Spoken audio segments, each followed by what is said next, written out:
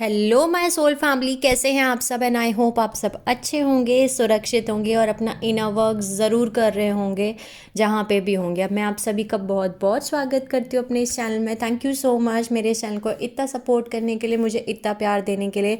And I am very glad कि मैं आपकी किसी भी तरीके से हेल्प कर पाती हूँ, चाहे वो कोई भी स्पिरिचुअल इंफॉर्मेशन शेयर करके हो या फिर टैरो कार्ड मैसेज रीडिंग के थ्रू। अगर आपने अभी तक मेरा ये चैनल सब्सक्राइब नहीं किया है तो please like share and subscribe to the channel, जिससे कि आपको सारी इंपॉर्टेंट इन्फॉर्मेशन मिल सके जो कि बहुत ही इंपॉर्टेंट है आप सभी की स्पिरिचुअल जर्नी के लिए। तो चलिए आज का वीडियो शुरू करते हैं। और जैसे कि मैंने अपने पिछले वीडियो में आपको बताया था कि डॉटर कोड्स क्या होते हैं, एक डिवाइन फेमिनिन के डीएनए कितना इम्पॉर्टेंट होता है और क्यों इम्पॉर्टेंट होता है, वो सब कुछ मैंने आपको लास्ट वीडियो में डिस्कस किया था। और ये भी मैंने आपको बताया था कि बहुत सारे ऐसे आर्टिफिशियल इंटेलिजेंट इम्प्लांट्स हैं जिनको हमें रिलीज़ करना है। ठीक है, तो उसमें मैंने आपको नाम बताए थे उस वीडियो में, और इस वीडियो में हम उसी बारे में डिस्कस करेंगे डिटेल से एक एक करके कि ये इम्प्लांट्स क्या करते हैं, कैसे काम करते हैं और हमें इन सबको कैसे रिलीज़ करना है। सबसे पहले तो अगर कोई भी इम्प्लांट है आपके अंदर या कोई भी तरीके की चीज़ है, आपको ये सोचना है कि आपको सबसे पहले अपनी इनर वर्क और हीलिंग कंप्लीट करनी है। ठीक है, सबसे पहले अपनी इनर वर्क और हीलिंग कंप्लीट कीजिए। इनर वर्क और हीलिंग कैसे आप कंप्लीट करेंगे? सबसे पहले अपने सबकॉन्शियस माइंड की हीलिंग कंप्लीट कीजिए। ठीक है, क्योंकि जो आपका सबकॉन्शियस माइंड है वो एकदम एक न्यू बॉर्न बेबी, एक छोटा बच्चे की तरह ही रहता है। जैसे भले आपकी कोई भी एज हो जाए, डजेंट मैटर, बट आपका सबकॉन्शियस माइंड हमेशा एक छोटा बच्चे जैसा होता है, वो वैसा ही रहता है और वो सब कुछ रिकॉर्ड करता है। भले ही आपके कॉन्शियस माइंड से आपने वो चीज़ें डिलीट कर दी हों, लेकिन आपके सबकॉन्शियस माइंड में सब कुछ रिकॉर्डेड है। यहाँ तक कि आपकी पास्ट लाइफ मेमोरीज भी उसी में रिकॉर्डेड है। पास्ट लाइफ रिकॉर्डेड्स हैं, वहाँ के ट्रॉमास, वूंड, सब कुछ है। ठीक है, और जो भी आपके एंसेस्ट्रल पैटर्न्स हैं उनको हील कीजिए, उस एनर्जी को रिलीज़ कीजिए, अपने एंसेस्ट्रल पैटर्न की हीलिंग कंप्लीट कीजिए। ठीक है, और अपने चक्रास को एक्टिवेट कीजिए। ठीक है, अपने 7 मेन चक्रास को एक्टिवेशन पे लगाइए, मतलब मेडिटेशन करके आप एक्टिवेट कर सकते हैं। और भी बहुत तरीके हैं जिनसे आप चक्रास को एक्टिवेट कर सकते हैं।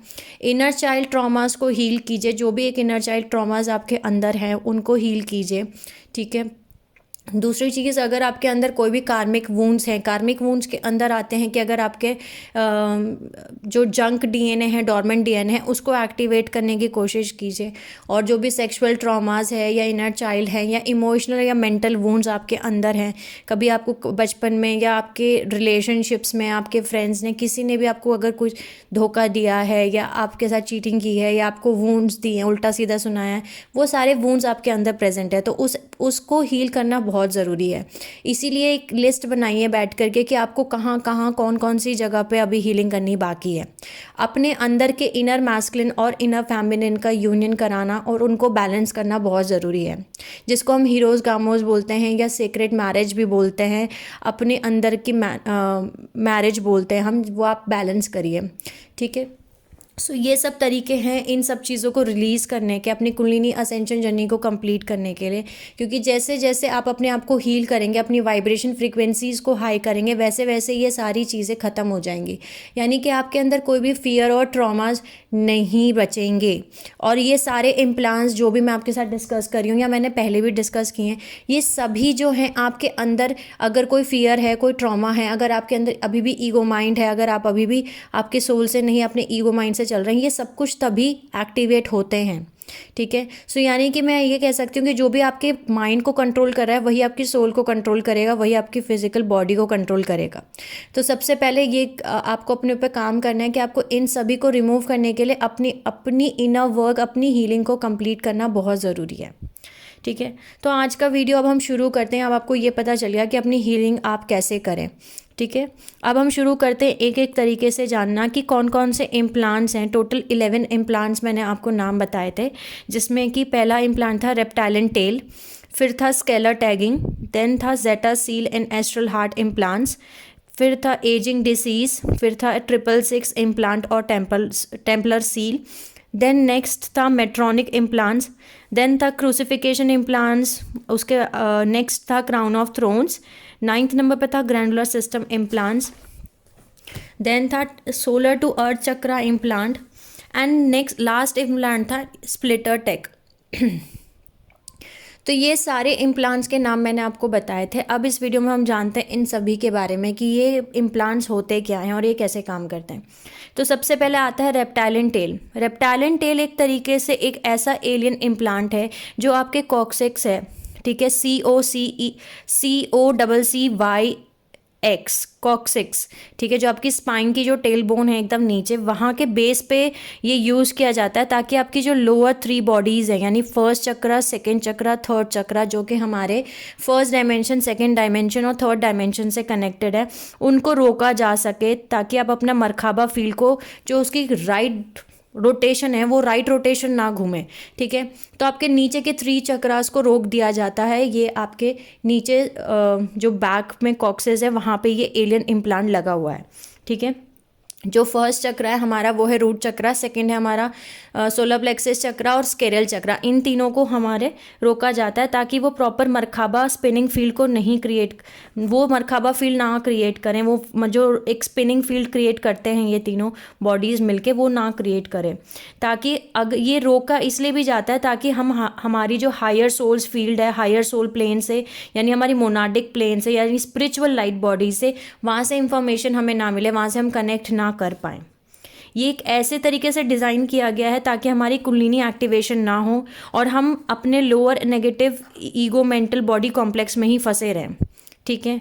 तो रेप्टाइलियन टेल जो है बेसिकली जो ये क्या करता है कि आपके रूट चक्रा में से एनर्जी को निकालता है, रोकता है, और आपके अर्थ चक्रा जो कनेक्टर है, जो कि आपके 6 इंच जो फीट है यानी फीट है मतलब आपका पैर है, उसके नीचे होता है, ठीक है। तो ये मरखाबा का स्पिन रोकता है बेसिकली, ठीक है। सो जो टेल बोन है वो टेल बोन मैंने आपको बताया टेल बोन में होता है। तो टेल बोन एक वैसा एरिया है जहाँ पे 8 फीटल सेल्स लोकेटेड है हमारे एथरिक और एक ब्लूप्रिंट के, और ये कंट्रोल करता है हमारी कुंडलिनी एनर्जीज और उनके मोमेंटम को, यानी कि आपके अंदर ये डेड एनर्जीज को रिलीज करता है। अगर आपने अपनी जो है शेडो सेल्फ पे काम नहीं किया, अपने negative ego, mental body complex, इन सब पे काम नहीं किया है, तो ये इम्प्लांट काम करना शुरू कर देगा, ये रेप्टाइलियन टेल इम्प्लांट काम करना शुरू कर देगा, ठीक है। क्योंकि ये जो इम्प्लांट है ये फोर्स करता है थ्रू पर्सनल मेरिडियन एंड नाड़ी सिस्टम आपको पता है हमारे अंदर नाड़ी सिस्टम होता है। ये रेप्टाइलियन टेल ऐसे ही डिज़ाइन किया है ताकि आपकी जो स्पिरिचुअल बॉडी एक्टिवेशन है उसको रोका जा सके और आपके अंदर की ही एनर्जी उसी पे ये फीड करता है। यानी कि जितना आपके अंदर ईगो होगा, जितना आपके अंदर ट्रॉमास होंगे, जितना आपके नीचे के 3 चक्र बंद हैं, अगर रूट चक्र, स्केरल चक्र और सोलर प्लेक्सस चक्र, ये तीनों चक्र अगर बंद हैं, ये ब्लॉक्ड हैं, तो आपके अंदर की एनर्जी ही इनको चला रही होती है, ठीक है। और ये अलाउ करता है ह्यूमन बॉडी को कंट्रोल करना बाकी माइंड से, यानी आपकी जो ह्यूमन बॉडी है वो कंट्रोल होगी माइंड से, ठीक है, जो कि कंट्रोल फॉलोड और डायरेक्टेड, यानी कि ये जो हमारा माइंड है उस समय जो है हमारा जो माइंड है वो कंट्रोल किया जा रहा है, फॉलो किया जा रहा है, डायरेक्ट किया जा रहा है नेगेटिव ईगो माइंड से, जो कि बाय प्रोडक्ट है रेप्टाइलियन क्रिएशन का। इसको मैं दूसरे वर्ड्स में बोलूँ तो ऐसा बोल सकती हूँ, जो ओरिजिनल ह्यूमन डीएनए है, ठीक है, उसको तोड़ा जाता है, उसको रोका जाता है कि ओरिजिनल ह्यूमन डीएनए आप नहीं बना सकें, ठीक है। क्योंकि अगर आपके अंदर ये सारी चीज़ें, अगर रेप्टाइलियन टेल आपका एक्टिवेट है, ये इम्प्लांट अगर एक्टिवेट है, तो रेप्टाइलियन माइंड ही आपके बॉडी को रन करेगा, ठीक है। आपके अंदर डेड एनर्जीज बनेंगी और जितनी आपके अंदर डेड एनर्जीज बनेंगी उतना ज़्यादा आपके अंदर ये इम्प्लांट काम करेगा, ठीक है, क्योंकि आप ही की खुद की डेड एनर्जीज पे सर्वाइव कर रहा है ये इम्प्लांट। तो इस इम्प्लांट को हटाने के लिए आपको आपके फर्स्ट चक्र, सेकंड चक्र और थर्ड चक्र, इन तीनों चक्र को एक्टिवेट करना है। अगर आपके अंदर नेगेटिव ईगो है, मेंटल बॉडी में आपके नेगेटिव ईगो है, तो उसको आपको हटाना होगा, ठीक है। मेंटल बॉडी जो है वो मैंने ऑलरेडी आपको टाइप्स ऑफ बॉडी के बारे में डिस्कस किया है कि हमारी कितने टाइप की बॉडी होती हैं, ठीक है, लाइट बॉडी, फिजिकल बॉडी और सब्टल बॉडी। उसके अंदर जो है हमारी मेंटल बॉडी आती है, ठीक है। तो अगर आपने वो वीडियो नहीं देखा है तो आप वो वीडियो भी देख सकते हैं जा करके, ओके। तो आइए अब जानते हैं दूसरा इम्प्लांट के बारे में, जो कि है scalar tagging. Scalar tagging basically हमारा 4D एस्ट्रल प्लेन पे यूज़ किया जाता है बाय एक्स्ट्रा डायमेंशनल्स, यानी कि ये एकदम ऐसे अपीयर होगा जैसे कि डार्क जैकेट्स होते हैं, सॉकेट्स होते हैं, या कन्फाइटी स्प्लेटेड और आपके ऑरा फील्ड के अराउंड में होगा। यानी कि ये बिल्कुल ऐसे समझिए कि एस्ट्रल बूट्स हैं जो ऑटोमेटिकली लॉक्ड करते हैं आपके खुद की मतलब कि आपकी जो लोकेशन है, एक पर्सन की जो लोकेशन है जिस पे स्केलर टैगिंग एक्टिवेटेड है, उसकी लोकेशन जो है ये ट्रैक कर सकता है, टैग कर सकता है।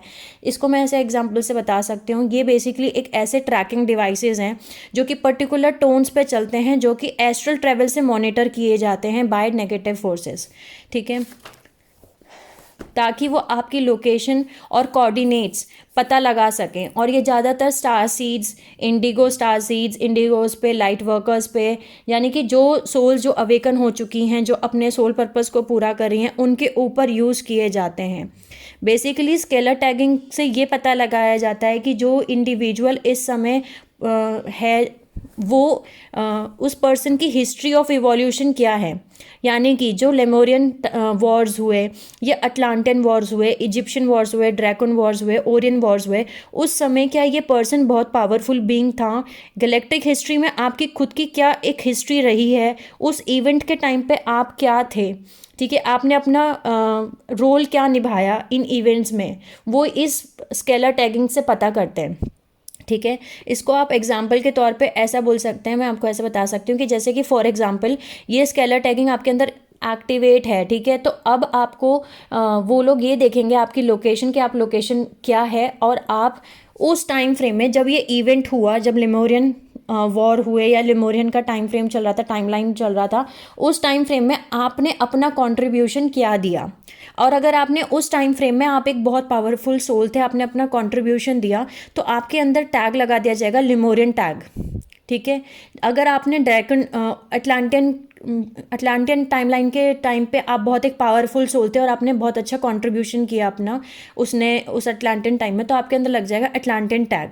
फिर Egyptian tag, Draconian tag, Orion tags, ये टैग्स लगा दिए जाते हैं अगर आप एक बहुत ही पावरफुल बीइंग थे in terms of galactic history. यानी कि आपकी गैलेक्टिक हिस्ट्री क्या है, उस हिस्ट्री को जाना जाता है इस टैगिंग से, इस इम्प्लांट से, ठीक है। और ये जो है बेसिकली इसलिए टैग किया जाता है ताकि आपको मॉनिटर किया जा सके by negative alien agendas, by military forces, by dark forces, by reptilians, by असुरी शक्ति, ठीक है, वो आपको मॉनिटर करते हैं। तो जब कोई भी पर्टिकुलर एक लाइट वर्कर या स्टार सीड या कोई भी एक ऐसी सोल जो कि बहुत लार्ज नंबर ऑफ लोगों को इम्पैक्ट कर रही है, अपना सोल पर्पस पूरा कर रही है, तब वहाँ पर क्या होता है कि उनको पता चलता है कि आप ये काम कर रहे हैं, आप बहुत बड़े लेवल पे लोगों को इन्फ्लुएंस कर रहे हैं, आप अपने सोल पर्पस को पूरा कर रहे हैं, ठीक है। क्योंकि उनको ये पता चलता है कि लोग अब आपसे बात करके ट्रांसफॉर्म हो रहे हैं, आप जो भी इंटरेक्शन कर रहे हैं लोगों के साथ में, ये इस वजह से आप जो है लोगों को अपने सोल पर्पस पे मतलब कहते हैं ना, सोल पर्पस को पूरा करने में आप हेल्प कर रहे हैं। सो इस पर्सन पे क्या होगा कि वो इवॉल्व कर रहा है बहुत जल्दी और अपने मिशन ओरिएंटेड है, यानी कि उसका पर्पस पूरा कर रहा है, वो अपने मिशन पे लगा हुआ है। तब इस काइंड ऑफ ट्रैकिंग को यूज़ किया जाता है, इस ट्रैकिंग को यूज़ किया जाता है। और ये एक तरीके से एक ऐसा इम्प्लांट है जो कि टारगेटेड सोल के ऊपर ही नहीं बल्कि उससे रिलेटेड जितने भी लोग हैं उन सब पे इफेक्ट करता है, ठीक है। यानी कि उसको कंट्रोल किया जाएगा, इस टैग को एक्टिवेट कर दिया जाएगा। और ये इम्प्लांट तब एक्टिवेट होता है अगर जिस पे, जैसे मान के चलिए ये किसी सोल पे एक्टिवेट हो चुका है, ये स्केलर टैगिंग जो है ये एक्टिवेटेड है, लेकिन उस पर्सन ने अपना पर्सनल ईगो यानी शैडो वर्क नहीं कंप्लीट किया है, उस पर्सन को ये नहीं पता कि ईगो और हायर सेल्फ के बीच में डिफरेंस क्या है, तब वो इजीली मैनिपुलेट हो जाते हैं डार्क फोर्सेस से, और इवन उनको खुद को नहीं समझ में आता कि वो क्या कर रहे हैं। यानी कि बहुत सारी सोल्स जो हैं जो अभी कुंडलिनी अवेकनिंग कर चुकी हैं, वो अपने लाइट वर्कर हैं या स्टार सीड्स हैं या अपना सोल पर्पस पूरा कर रही हैं, राइट, वो अपनी कुंडलिनी असेंशन जर्नी कंप्लीट कर रही हैं, वो लोग बड़े लेवल पे लोगों को इन्फ्लुएंस कर रही हैं, लेकिन अगर उन्होंने अपना प्रॉपर इनर वर्क नहीं कंप्लीट किया, अपना शेडो वर्क कंप्लीट नहीं किया है, तब ये इम्प्लांट एक्टिवेट होता है। तो बहुत ज़रूरी है अपना शेडो वर्क पूरी तरीके से कंप्लीट करना, ठीक है। इस डिफरेंस को समझना कि ईगो और हायर सेल्फ में फ़र्क क्या है, ठीक है। नेक्स्ट आता है जेटा सील। जेटा सील लोकेट होता है आपका एस्ट्रल प्लेन लेयर्स पे, जो कि आपके हार्ट चक्र में होता है, ताकि वो आपको एक्टिवेशन को ब्लॉक कर सकें। जो आपका 4 स्टैंड ऑफ डीएनए है वो आपको ब्लॉक कर सकें, यानी कि आपका 4 स्टैंड डीएनए को एक्टिवेट आप ना कर पाएँ, इसलिए ये जेटा सील का यूज़ किया जाता है, जो कि ब्लॉक करता है एक्सेस, जो कि पहली आपकी हायर सेल्फ है, यानी कि 5th डायमेंशन में। बेसिकली ये 4th डायमेंशन फ्रिक्वेंसी फेंस है जो आपकी ह्यूमन बॉडी में लगाई गई है, ताकि आप इस ह्यूमन सोल री इनकारनेटिंग साइकिल में बार बार री इनकारनेट होते रहें, एस्ट्रल प्लेन में री इनकारनेट होते रहें, और आप नेगेटिव एलियन एजेंडा के कंट्रोल में रहें ड्यूरिंग द डेथ प्रोसेस। यानी कि जितनी भी सोल्स हैं जिन्होंने अपना 4th स्टैंड डीएनए एक्टिवेशन नहीं किया, अपना हायर हार्ट चक्र एक्टिवेट नहीं किया है, जिनको ये नहीं पता कि उनकी सोल आइडेंटिटी क्या है, वो यहाँ क्यों इनकारनेट हो रही हैं, उनके साथ ये होता है कि आफ्टर डेथ प्रोसेस वो बार बार री इनकारनेट होती हैं। ठीक है, वो वापस से जाती हैं, वो डेथ प्रोसेस से गुजरती हैं, उसके बाद वो वापस से एस्ट्रल प्लेन में जाती हैं, फिर वहाँ से वापस से रीइनकारनेट होकर वापस से 3D में आती हैं, बार बार रीइनकारनेट होती रहती हैं वो, क्योंकि उन्होंने अपना 4th स्टैंड डीएनए को और अपना हायर हार्ट चक्र को एक्टिवेट नहीं किया है।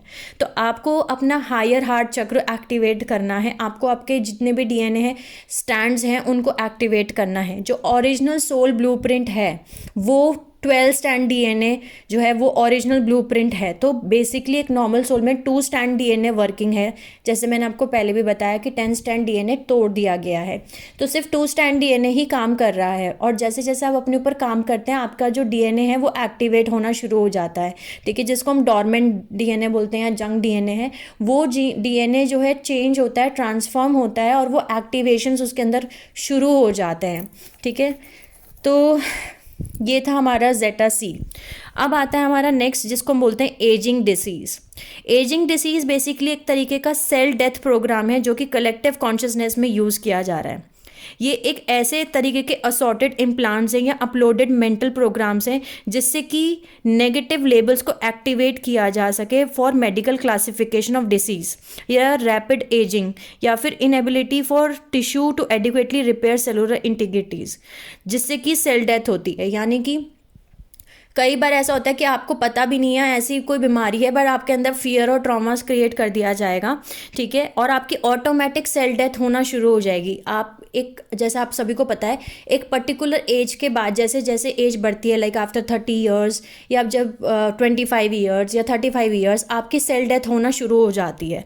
तो जो सेल डेथ होती है वो एजिंग डिसीज़ की वजह से होती है, वो इस इम्प्लांट की वजह से होती है। और ये वाला इम्प्लांट प्रॉपर कलेक्टिव कॉन्शियसनेस पे लगाया गया है, यानी कि किसी एक इंसान पे नहीं लगा है, किसी एक सोल पे नहीं लगा हुआ है, ये सभी सोल जो यहाँ पे हैं यानी कलेक्टिव कॉन्शियसनेस पे ये लगाया गया है। ठीक है, ये कलेक्टिव कॉन्शियसनेस डिसीज़ प्रोग्राम है ताकि आपको अलाइव रखा जाए इन मास कॉन्शियसनेस, ताकि आप डिसीज़ को एक्टिवेट कर सकें, इम्प्लीमेंट कर सकें, और फार्मेटिकल यानी कि दवाइयों पे, ड्रग्स पे, इन सब पे डिपेंड रहें बार बार। जैसे कि आपको पता है, अगर आप पहले जब सतयुग हुआ करता था, यानी कि बहुत सालों पहले कोई बीमारी नहीं होती थी। ठीक है, अगर बीमारियां होती भी थी तो उनको आप जड़ी बूटियों से या आयुर्वेदिक चीज़ों से आप उनको क्योर कर लेते थे, ठीक कर लेते थे। लेकिन जैसे जैसे हम अब इस कलयुग में हैं, कलयुग में थे, मैं बोलूँगी हैं भी नहीं, कलयुग में थे। ठीक है, इस टाइम फ्रेम पे ऐसी ऐसी बीमारियां आ रही हैं जिनका कोई इलाज ही नहीं है। ठीक है, तो बेसिकली ये इम्प्लांट यूज़ किया जा रहा है ताकि आपका जो सेंट्रल नर्वस सिस्टम है उसको ही कंट्रोल में किया जा सके, और धीरे धीरे जो आपकी हेल्दी लाइफ साइकिल है, लाइफ स्पैन है, उसको कम किया जा सके। यानी कि पहले के लोग जैसे अगर 100 साल जीते थे, 120 साल जीते थे, 150 साल जीते थे, जैसे जैसे टाइम फ्रेम आगे जा रहा है लोग 50 साल 60 साल भी नहीं जी पा रहे हैं। राइट, तो ये सेल डेथ होना शुरू हो जाती है, ये वाला इम्प्लांट शुरू हो जाता है काम करना। ठीक है, नेक्स्ट आता है हमारा 666 इम्प्लांट और टेम्पलर सील। ठीक है, बेसिकली ये क्वारंटाइन एक जेनेटिक ब्लॉक है जो कि आपको फोर्स करता है सोल कॉन्शियसनेस को कि वो बार बार रिकारनेट होती रहे again and again 3D earth plane पे या अदर प्लैनेट्स पे in an appropriate dimensional field, किस लिए बार बार इनकारनेट होती रहे? In order to reclaim missing pieces and soul parts. यानी कि जैसे मैंने आपको बताया कि जैसे लगभग आज से 60,000 साल पहले जब हमारे मदर प्लैनेट अर्थ को हाईजैक किया गया, असुरी शक्ति ने जब हाईजैक किया उसका मरकाबा फील्ड, ठीक है, तब उस समय हमारे बहुत सारी चीज़ों को तोड़ा गया, ठीक है, हमारे डीएनए को तोड़ा गया, हमारे सोल पार्ट्स हो गए, हम टूटे हुए हैं अंदर से, राइट। तो उन पार्ट्स को इकट्ठा जोड़ने के लिए, उन मिसिंग पीसेस को जोड़ने के लिए, उन सोल पार्ट्स को जोड़ने के लिए, ठीक है, हम बार बार जन्म लेते हैं, ठीक है। एसेंशली ये वाला जो इम्प्लांट है 666 इम्प्लांट, ये रिलेट करता है उन ट्रॉमा से, जैसे हमारे पहले विंग्स हुआ करते थे हमारे लाइट बॉडी में, उन विंग्स को काट दिया गया, ठीक है। यानी कि हमें वापस से होलनेस में, कंप्लीटनेस में, लॉ ऑफ वन में आना है, उन चीज़ों को कंप्लीट करना है, इसलिए हम बार बार जन्म लेते हैं, ठीक है, जो कि नेचुरल लॉ ऑफ गॉड है, यानी लॉ ऑफ वन है। रिमूवल ऑफ 666 सील का मतलब है कि अगर एक पर्सन ने प्लानिटरी असेंशन प्रोसेस कंप्लीट कर लिया है, अगर उसने अपनी कुंडलिनी असेंशन जर्नी कंप्लीट कर ली है, यानी अपना अवतार सेल, अपनी लाइट बॉडी, सबको मर्ज करा के एक्टिवेशन कंप्लीट कर लिया है, अपने जो सोल पार्ट्स थे या मिसिंग पीसेस थे उन सबको इकट्ठा कर लिया है, तो वो दोबारा से उसको ज़रूरत नहीं पड़ेगी री इनकारनेट होना लोअर डायमेंशंस में।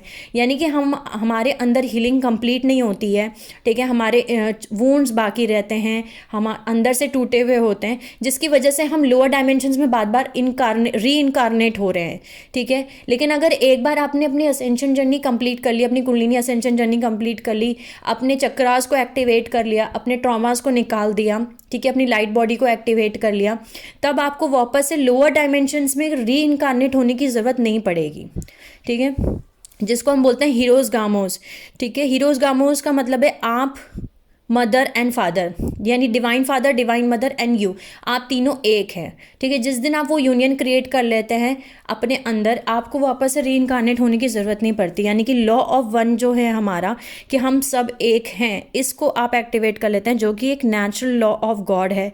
यानी कि हम जब होलनेस में आ जाते हैं, ठीक है, हम इतना इवॉल्व हो जाते हैं कि हम ये सीख लेते हैं कि हम होल हैं, हम कंप्लीट हैं, हम एक हैं, ठीक है, तब आपको री इनकारनेट होने की ज़रूरत नहीं है। अब आता है हमारा नेक्स्ट, जो कि है मेट्रॉनिक इम्प्लांट्स।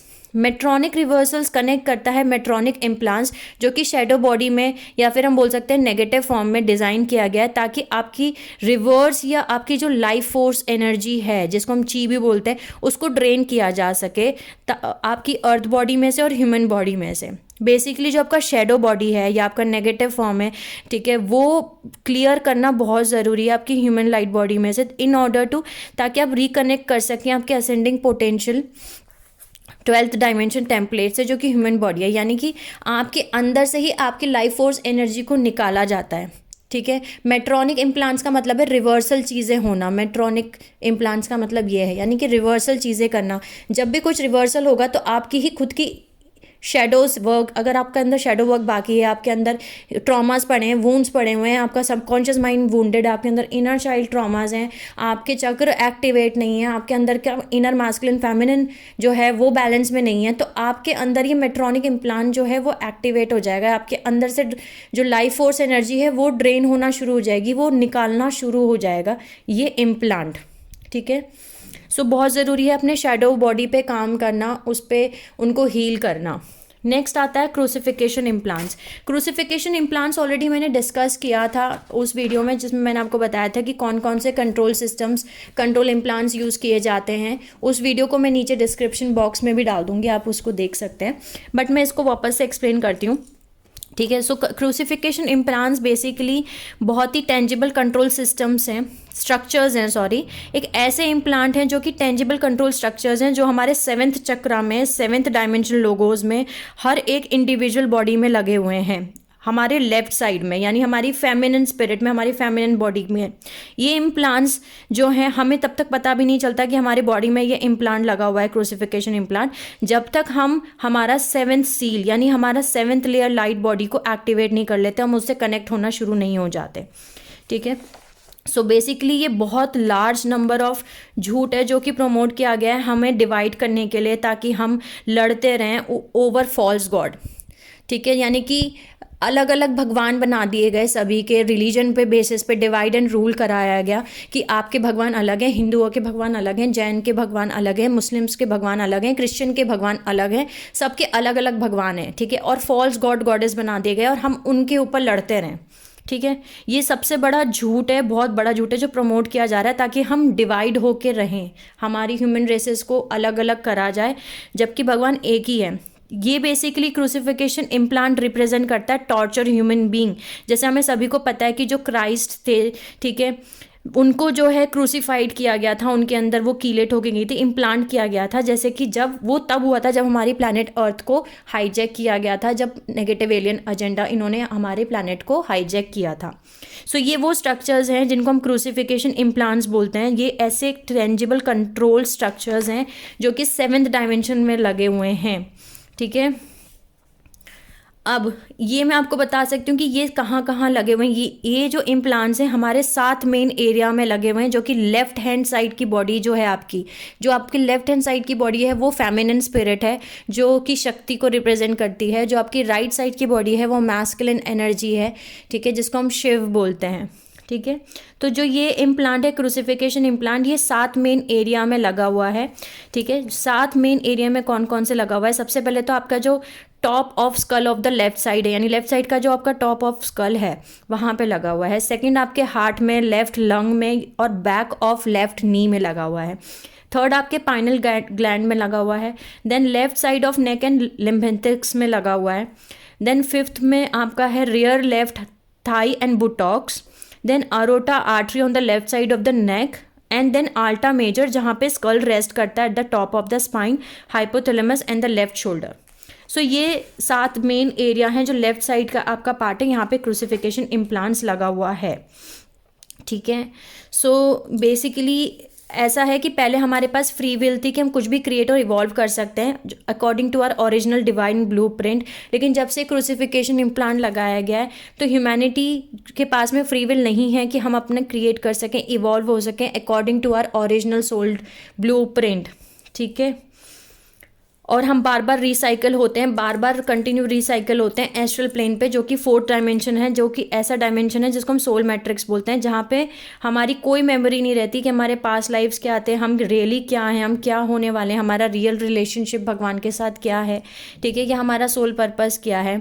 और ओवर टाइम बहुत सारी जो सोल्स हैं जो अभी भी अवेकन है वो कनेक्शन भूल चुकी हैं, नम हो गई हैं, इस दर्द को सहन करते करते वो नम हो गई हैं और एंटी ह्यूमन बेस्ड स्ट्रक्चर्स में सर्वाइव कर रही हैं, ठीक है। नेक्स्ट आता है हमारा क्राउन ऑफ थ्रोन्स। तो क्राउन ऑफ थ्रोन्स एक तरीके का एक पार्ट है, यानी सब पार्ट है क्रूसिफिकेशन इम्प्लांट्स का ही, जो कि प्लैनेटरी बॉडी में लगाया गया है during the 7th dimension magnetosphere merkaba hijack invention with the Jehovah grid. यानी कि अब हर कोई जो है वो एनस्लेवमेंट डिवाइस के साथ, इन डिवाइसेस के साथ पैदा होगा ही होगा जब वो इनकारनेट होगा इस प्लैनेट अर्थ पे।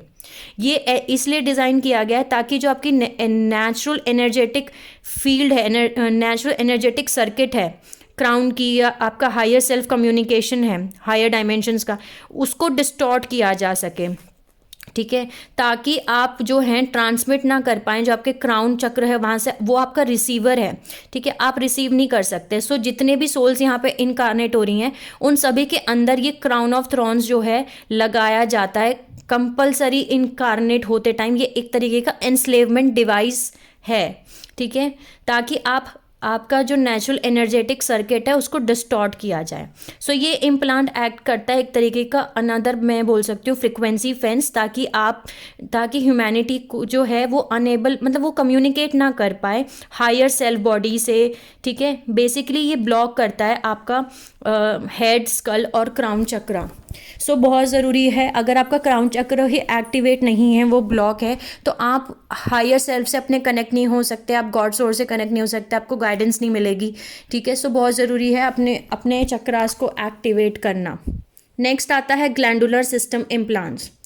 ये बेसिकली माल फंक्शन है इन पाथ ऑफ कुंडलिनी राइजिंग, जो कि इम्पैक्ट करता है ब्रेन, रिसीव और hypothalamus, thalamus, pineal gland, thyroid and thymus, ठीक है।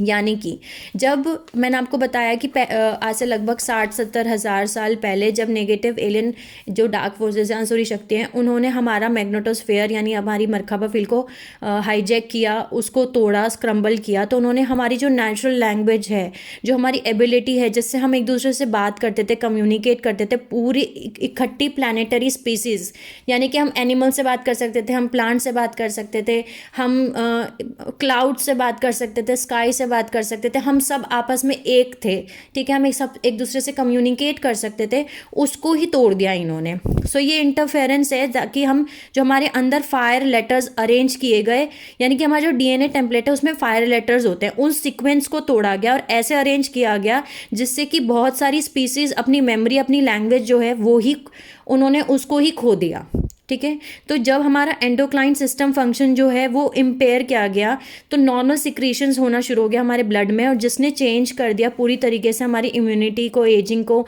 और हमें प्रिवेंट किया गया ताकि हम हायर कॉन्शियसनेस, कम्युनिकेशन लिंक्स ना कर पाएँ, वो फॉर्म ही ना हो हमारे दिमाग में, और हम ब्लॉक कर सकें हम मल्टी डायमेंशनल परसेप्शंस। यानी कि पहले जो सोल्स थे उनको पता था कि वो मल्टी डायमेंशनल सोल्स हैं, लेकिन इस इम्प्लांट की वजह से, ग्लैंडुलर सिस्टम इम्प्लांट की वजह से, हमें अब बहुत सारी सोल्स ये भूल चुकी हैं कि वो मल्टी डायमेंशनल सोल्स हैं, ठीक है, क्योंकि उनके जो डीएनए टेम्पलेट है उसमें जो फायर लेटर्स हैं उनको वापस से रीअरेंज किया गया, ठीक है। इसीलिए अभी भी काफ़ी सारी सोल्स को ये नहीं पता है कि वो मल्टी डायमेंशनल सोल्स है, ठीक है, वो इस 3D को ही रियलिटी मानती हैं, वो इन्हीं चीज़ों में फंसी हुई हैं, अभी भी ट्रैप्ड है। नेक्स्ट आता है हमारा solar to earth chakra implant. ये जो इम्प्लांट है ये डिस्टॉर्शन है हमारा 11th डायमेंशन या 11th चक्रा लेयर्स में, जो कि एक पार्ट है जो हमारा angelic human light body system का एक पार्ट है, उसमें डिस्टॉर्शन करता है ये, ठीक है। नेक्स्ट और लास्ट आता है हमारा स्प्लिटर टेक। ये एक ऐसे टाइप का आर्टिफिशियल इंटेलिजेंस एनकोडिंग इम्प्लांट है जो कि रन करता है माइंड कंट्रोल स्क्रिप्ट, जो कि एम्बेडेड है एक तरीके की बहुत टाइप की variety of types of media, जैसे कि रिटन वर्ड्स, स्पोकन वर्ड्स, ठीक है। या फिर इसको मैं आपको ऐसे समझा सकती हूँ कि अगर मान के चलिए आपके अंदर किसी चीज़ को लेकर के डर है, माइंड कंट्रोल कर रखा है आपको नेगेटिव एलियन ने, क्योंकि आपके अंदर किसी चीज़ का ट्रॉमा है, डर है, तो वो आपको वर्ड्स वही बार बार दिखाए जाएंगे, आप मीडिया में उन वर्ड्स को पढ़ेंगे, हो सकता है वो मीडिया को यूज़ करें आपके उन वर्ड्स को, उस डर को और बढ़ाने के लिए, या वीडियोज़ को यूज़ करें, ठीक है, या ऑडियो रिकॉर्डिंग्स दिखाएं ताकि आप वापस वही सेम स्क्रिप्टेड कोड को रीड करते रहें और उनको पास करते रहें। इसका बहुत, या उसी सेम फ्रिक्वेंसी या इंफॉर्मेशन को आप बार बार शेयर करते रहें, यानी कि जो आपके पास में इंफॉर्मेशन है, जो फ्रिक्वेंसी पे आप हैं, उसी तरीके की आपको चीज़ें दिखाई जाती हैं बार बार मीडिया के थ्रू, वीडियोज़ के थ्रू, ऑडियोज़ के थ्रू, रिटन वर्ड्स के थ्रू, ठीक है, या आपस में आपके आसपास के लोग वही वर्ड्स बोलते हैं। इसका बेस्ट एग्जांपल है कि जैसे हम अगर एक व्हाट्सएप ग्रुप, आपके फ़ोन, सभी के फ़ोन में व्हाट्सएप ग्रुप्स होंगे, नहीं भी होंगे तो आप सभी सोशल मीडिया पे हैं, एक्टिव हैं। सो कई बार ऐसा होता है कि ऐसी चीज़ जो आपके अंदर है ऑलरेडी, आप क्या देखते हैं कि एक कोई बंदा व्हाट्सएप ग्रुप पे कोई चीज़ भेज देता है, फॉरवर्ड कर देता है, और वो न्यूज़ बहुत ही अजीब ही होगी, मतलब ऐसा लगेगा आपको ये भेजा क्यों है। फिर वही सेम चीज़ उसमें से, ग्रुप में से कोई और बंदा वही न्यूज़ को और आगे 10 लोगों को भेजता है, ठीक है। लेकिन ये चीज़ ऐसे काम करती है, वही सेम चीज़ जो आपके अंदर अवेलेबल है, आपकी खुद की फ्रिक्वेंसी है, आप अगर उस फ्रिक्वेंसी पे हैं, आप उस सेम फ्रिक्वेंसी पे अगर रेजोनेट कर रहे हैं, तो वो ऑडियो, वो वीडियो, वो आपको इन्फेक्ट करेगा, वो रिटन वर्ड्स आपको या फिर आपको बोला जाएगा, वो सब आपको इन्फेक्ट करेंगे, ठीक है। सो बेसिकली ये जो स्प्लिटर टेक है ये रिवील करता है ऐसी प्रोफाइल जो कि एक इम्प्लांट की तरह काम करे, ताकि आपका अटेंशन और फोकस सब कुछ डाइवर्ट कर दिया जाए।